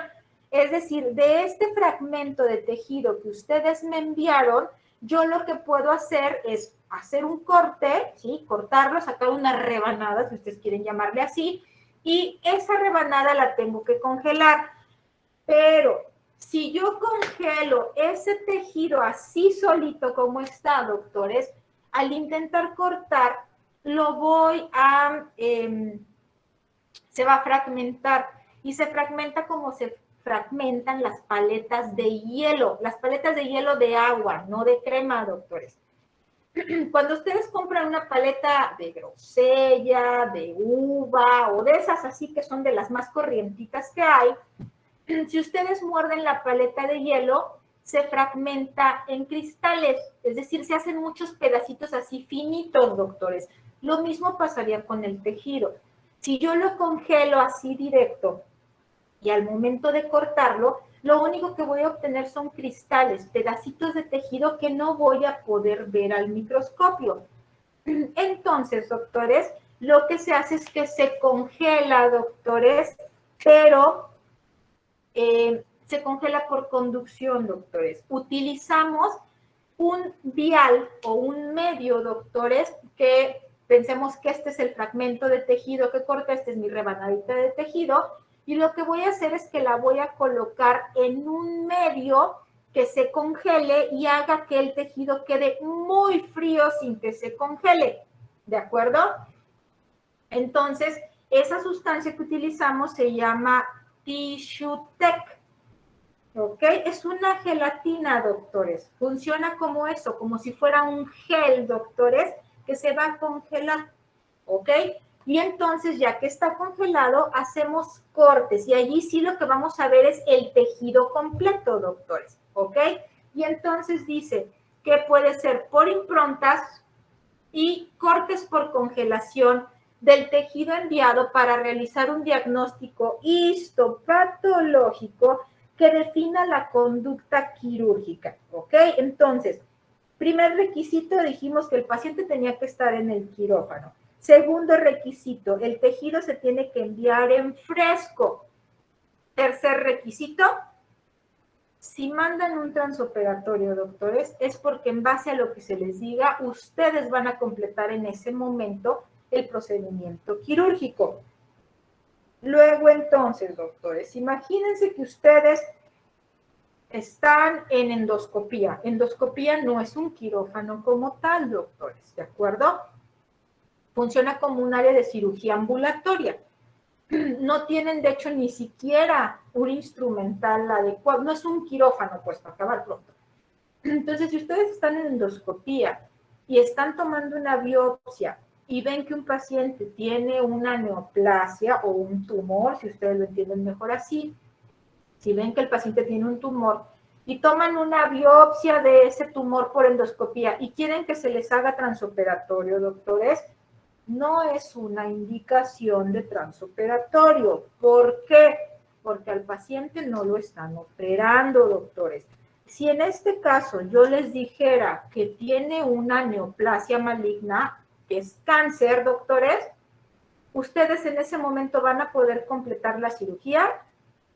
No, en endoscopía no la pueden completar. Entonces, siempre que ustedes mandan un transoperatorio, es porque con el diagnóstico que nosotros les demos, ustedes van a decidir qué tan amplia o si ahí han terminado su cirugía, ¿de acuerdo? Entonces, requisito indispensable para hacer un transoperatorio, el paciente debe de estarse operando y deben de ser ustedes el personal indicado para poder realizar la cirugía complementaria si así lo requiriesen, ¿ok?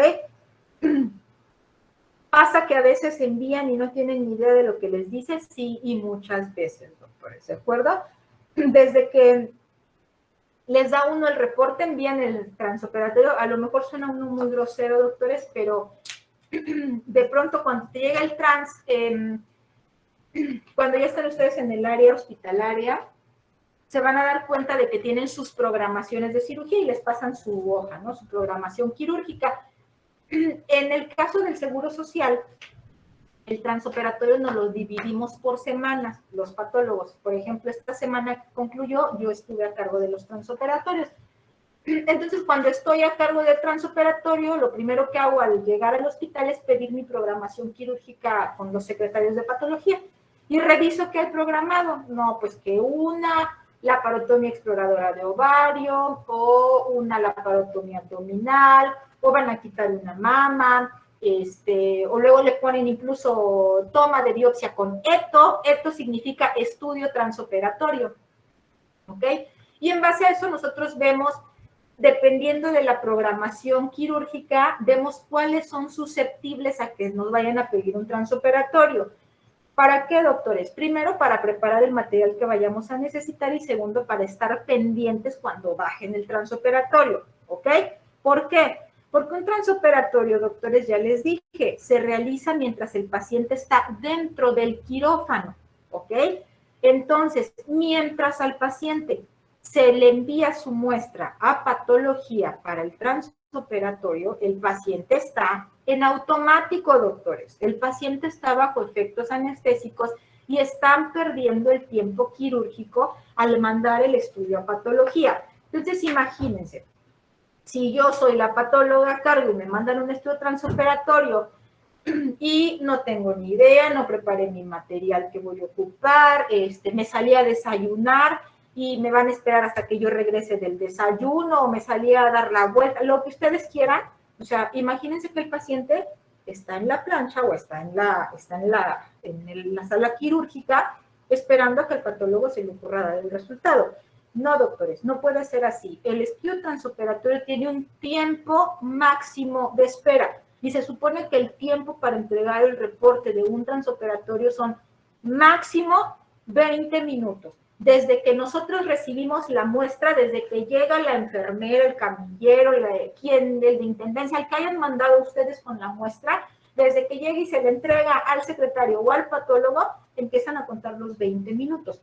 Y los 20 minutos significan no que, ya hice 20 minutos y lo estoy viendo al microscopio. No, doctores, con 20 minutos significa que yo estoy levantando el teléfono y estoy reportando, o bien si es a través de un interfón, o como ustedes busquen y manden, pero yo estoy dando máximo en 20 minutos mi reporte al cirujano o al que vaya a querer tomar el diagnóstico, el reporte. ¿De acuerdo, doctores? Entonces, siempre que llego, personalmente hago eso, reviso.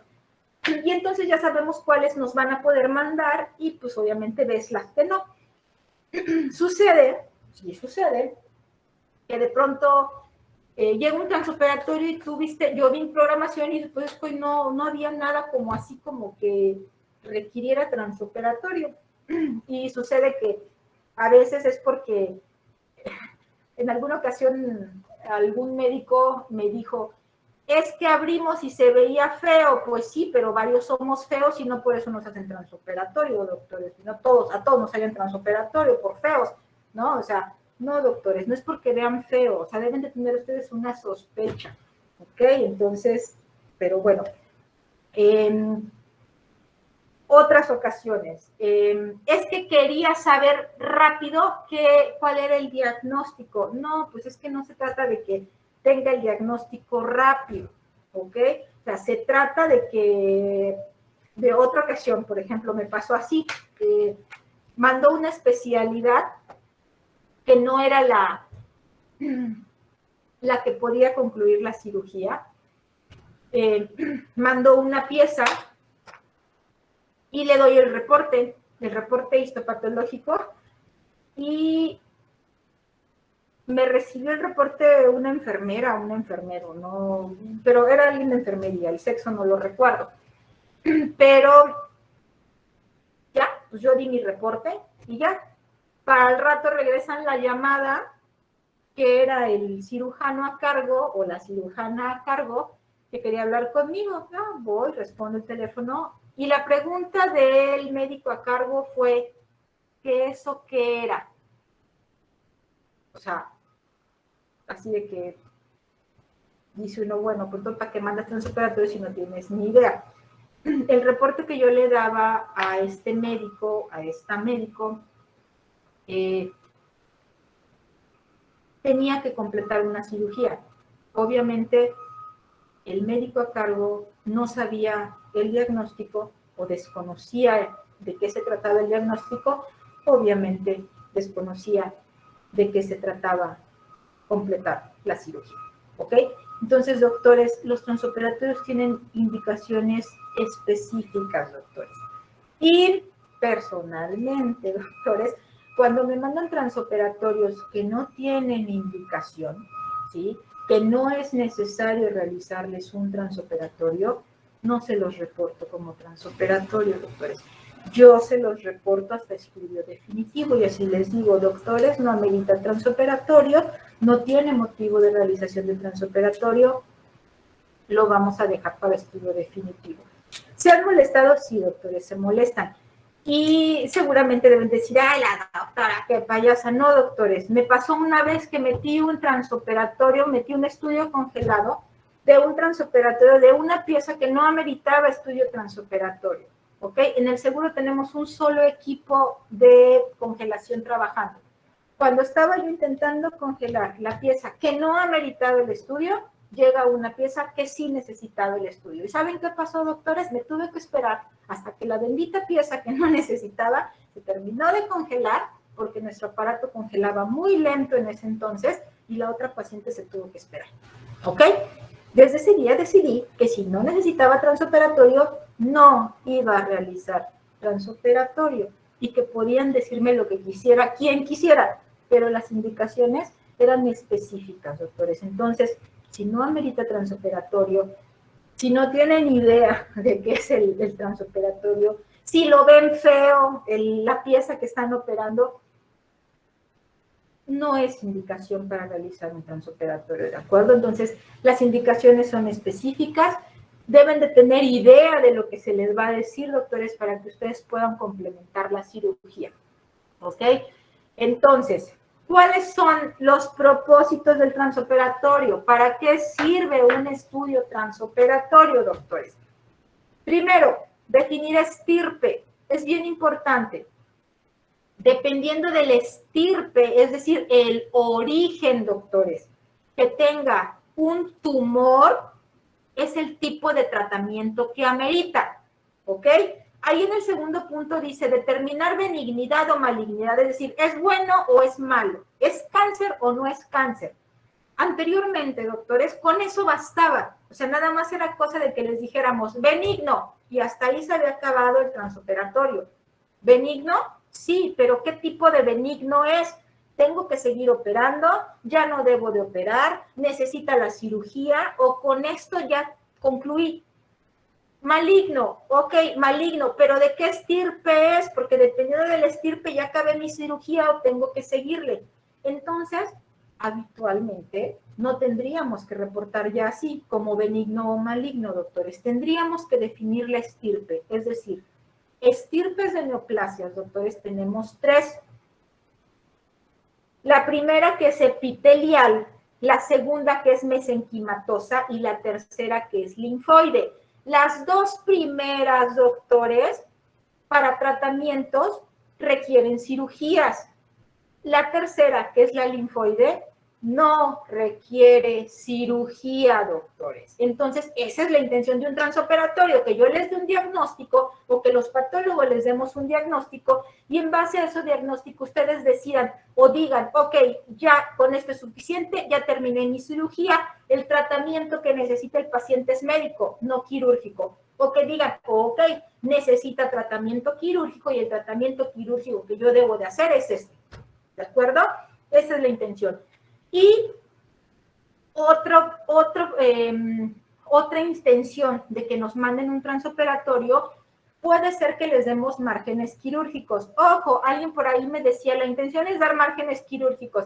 Y la pregunta que yo hice fue, ¿y si no piden márgenes quirúrgicos, no tiene indicación de ser transoperatorio? La respuesta es no. ¿Ok? ¿Por qué? Porque me pueden mandar una pieza y no necesariamente me van a pedir límites quirúrgicos y está indicado un transoperatorio, doctores.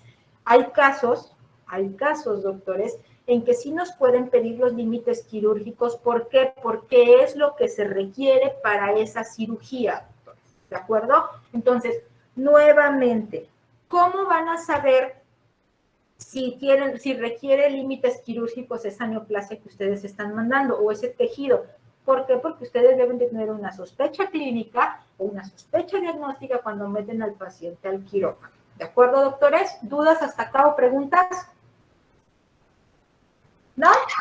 Yo tengo una, doctora. Entonces, en caso de que el tumor sea de origen linfoide, ahí no se dan márgenes quirúrgicos porque no es indicada la cirugía, ¿verdad? ¿Del linfoide?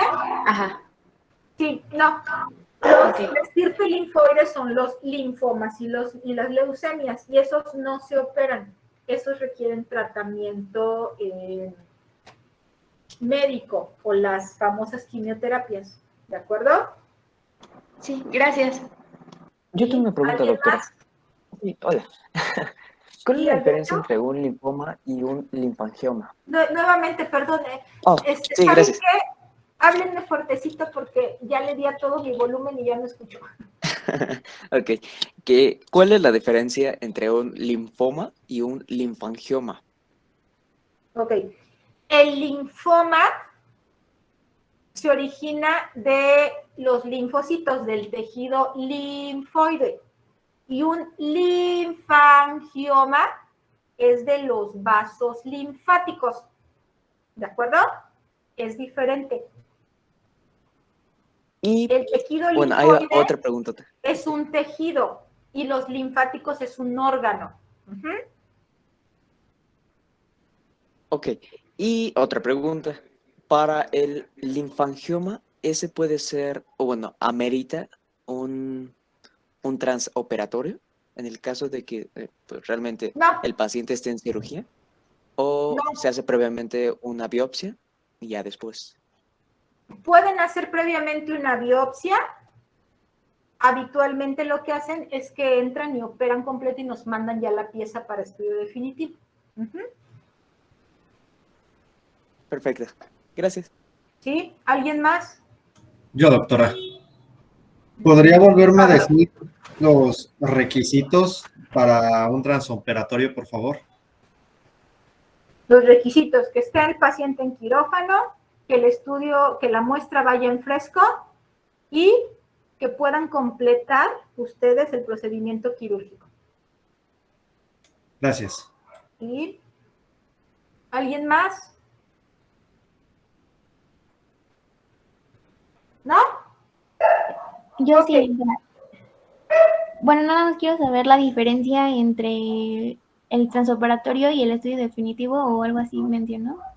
Ajá. El transoperatorio significa que nos estás pidiendo un diagnóstico mientras tú estás operando, porque en base a lo que nosotros te digamos o lo que el patólogo te diga, tú vas a hacer tu cirugía, ¿sí?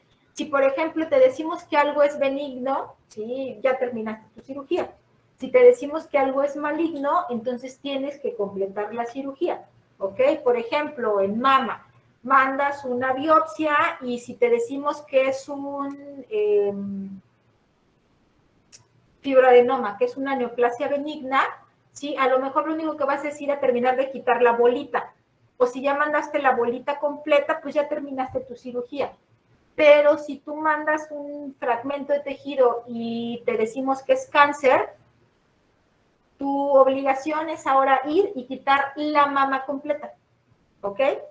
Entonces, esa es la diferencia entre un transoperatorio. En base a lo que te digamos, tú decides qué tan corta o extensa va a ser tu cirugía.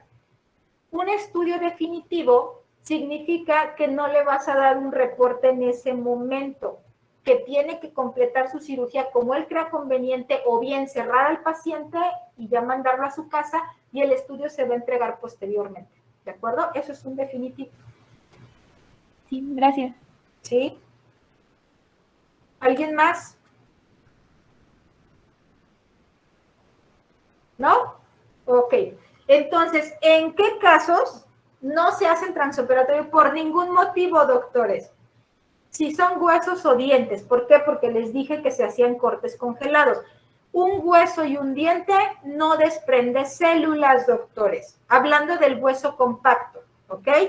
El hueso y el diente no desprende células, entonces no podemos hacer improntas ni tampoco podemos hacer corte congelado. El corte congelado, doctores, utilizamos unas cuchillas que son como si fuera un bisturí, pero hagan de cuenta que estuvieran viendo así la regla ustedes, ¿ok? Es una navaja así con mucho filo de este tamaño.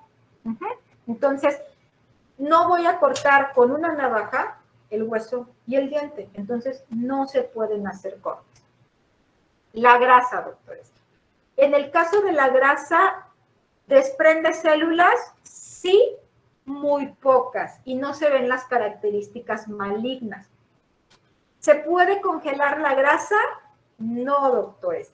En el caso de la grasa, cuando nosotros la congelamos, al momento de hacer el corte, hagan de cuenta que hubiesen agarrado ustedes un papel china y al momento de cortarlo se hiciera así, todo bolita. Todo se queda plegado y no podemos hacer el extendido y no lo podemos ver al microscopio. Entonces, por eso, en estos casos, hueso, dientes y grasa, no podemos hacer transoperatorios, no porque no queramos, sino aunque intentemos, no vamos a lograr obtener nada ni por improntas ni por corte congelado. ¿De acuerdo? Ok. Ahora bien, biopsias. Deben haber ustedes encontrado un montón de biopsias, muchísimos tipos de biopsias, pero todos, doctores, todos los tipos de biopsia que ustedes hayan encontrado, siempre los van a poder englobar en solamente 3 tipos de biopsia. La biopsia incisional, la biopsia excisional y por aspiración o BAF, ¿de acuerdo? Entonces, deben de haber encontrado ustedes un montón, si buscaron, porque me preguntó Pablo que dónde podían leer, y les dije que en cualquier página seria de internet. Y entonces, debieron haber encontrado, a ver, por ejemplo, María Fernanda González.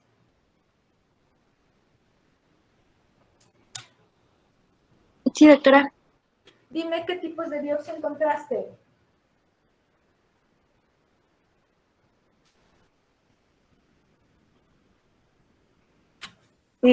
Puede ser la biopsia, la incisional que sale ahí en la diapo, en la que solamente me parece que se extrae una parte del tejido.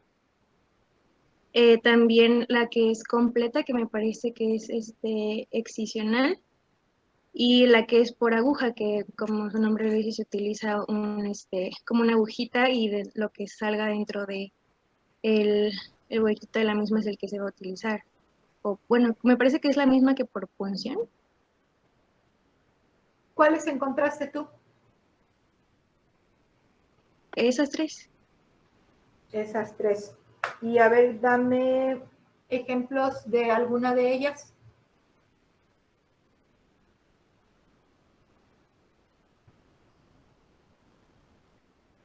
Por ejemplo, la que es con aguja puede ser, no sé, en el hígado, por ejemplo, en el que no se requiere solamente una porción del mismo, pero sin necesidad de dañar gran parte de este. A ver, explícame qué encontraste de esa con aguja. ¿Cómo era? Bueno, se utiliza una jeringa para... Ok, entonces estás mal. Ok. Si utilizas una jeringa, no puedes ir a hacer una biopsia de hígado con una jeringa. Tache. Ok, a ver. En ese caso, ¿cuál podría ser? ¿En qué tipo de...? Ahorita les explico. Ok. Amanda Montejano. Sí, doctora, claro. ¿Quiere que le mencione los que investigué? ¿Qué investigaste tú, Amanda, por favor? Bueno, aparte de las que ya comentó mi compañera, que son los tipos, principales, encontré la biopsia líquida, que era muestra de sangre de tumores sólidos y va a ser la extracción mediante, con aguja igual.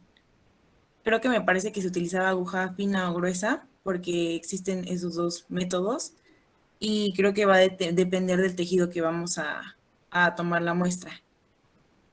También encontré punción aspiración con aguja fina, creo que pues igual es parecido como lo que ya mencioné, que era lo de aspirar las células de una masa y de esto pues ya se va a realizar lo que va a ser el estudio citológico. También encontré por imágenes, pero creo que eso ya no va como tan de la mano, pero bueno, mencionaba sobre tomografías y resonancia magnética. Y por último, creo que quirúrgica, que sería como con aplicación de anestesia local. Y se puede utilizar lo que era sacabocados, creo que algo así se llama, que era el aparatito para extraer el específico, o sea, el tejido específico. Ok. Ailín Aguilar. Sí, doctora, buenas tardes. Hola, Ailín. Tú dime qué tipos de biopsia encontraste. La biopsia por escisión, que es cuando se extrae pues todo el bulto que está en la piel, por ejemplo.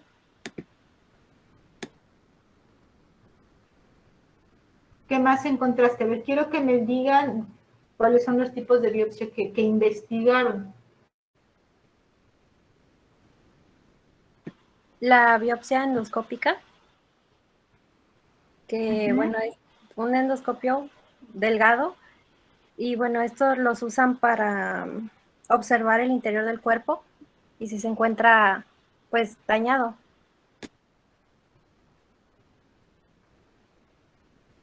¿Qué otra? La de la laparoscopía, que se utiliza principalmente para el abdomen. ¿Sí me escucha bien? Sí. Ok. Para el abdomen, igual que la endoscópica, y es casi igual porque se inserta un tubo. Otra. La de biopsia quirúrgica, donde ¿Biopsia se usa qué? quirúrgica. Ajá. Donde se usa anestesia. Es como durante la cirugía se hace la biopsia. No, porque entonces sería transoperatorio. Ojo, y normalmente todas las biopsias que ustedes quiten, ¿sí? Se tienen que hacer durante una cirugía, ya sea que sea una cirugía en el quirófano o una cirugía ambulatoria, es decir, que sea una cirugía pequeñita o una cirugía mayor, ¿sí? Todas se van a quitar durante el quirófano, en el proceso quirúrgico, ¿ok? A ver, Brandon Rivera. Sí, doctora, aquí estoy, ¿sí me escucha? Sí, ¿tú qué encontraste, Brandon?